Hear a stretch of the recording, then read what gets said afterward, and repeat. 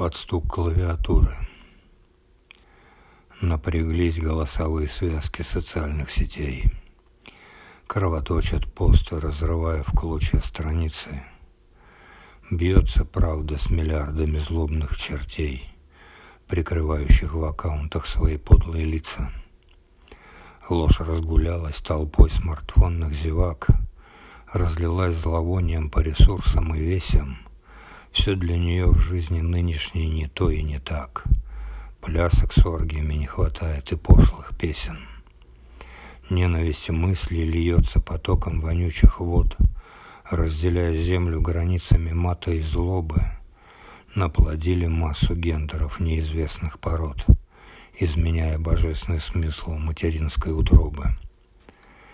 Лицемерие печатными терабайтами землю меряет, улыбается смайликами и мультяшными рожами.